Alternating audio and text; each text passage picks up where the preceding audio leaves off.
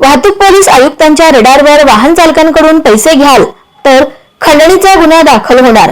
पोलिसांसाठी अतिशय महत्त्वाची बातमी समोर आली आहे। आता पोलिसांवर खंडणीचा गुन्हा दाखल होणार आहे, कारण नागरिकांकडून लाच किंवा चिरमिरी घेताना आढळल्यास पोलीस अधिकाऱ्यांवर कारवाई केली जाणार आहे।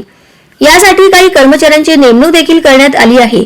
पोलिसांवर वचक ठेवण्यासाठी पुणे पोलीस आयुक्त अमितेश कुमार यांनी हे पाऊल उचललं आहे। पुण्यात गुन्हेगारीवर वचक बसवण्यासाठी फक्त गुन्हेगारच नाही तर पोलिसांवर देखील अंकुश बसवला जाणार आहे। जर पोलिसांनी आता नागरिकांकडून विनाकारण पैसे घेतले तर आता पोलिसांवरच पुण्यात खंडणीचा गुन्हा दाखल होणार आहे। नागरिकांकडून जर विनाकारण पैसे घेताना आढळून आल्यास पोलिसांवर कारवाई होणार असल्याची माहिती मिळत आहे।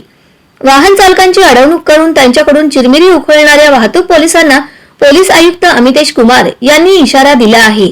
यापुढे जर नागरिकांकडून पैसे घेताना वाहतूक पोलीस आढळून आले तर त्यांच्यावर थेट खंडणीचा गुन्हा दाखल केला जाणार आहे। या कारवाई करता काही कर्मचाऱ्यांची नेमणूक करण्यात आल्याची माहिती देखील त्यांनी समोर आणली आहे। कारण यापूर्वी वाहतूक पोलीस नागरिकांकडून पैसे घेत असल्याचे व्हिडिओ सोशल मीडियावर समोर आले होते।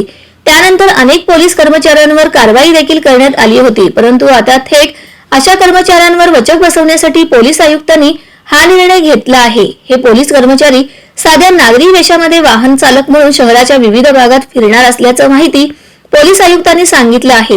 वाहतूक पोलीस नागरिकांवर कारवाई करताना चिरमिरी घेतात का, त्यांच्याकडे पैशाची मागणी करतात का, त्यांची या पथकाकडून पाहणी केली जाणार आहे। एखादा पोलीस कर्मचारी असा गैरप्रकार करताना आढळल्यास त्याच्यावर कडक कारवाई केली जाणार असल्याची माहिती पोलीस आयुक्त अमितेश कुमार यांनी दिली आहे।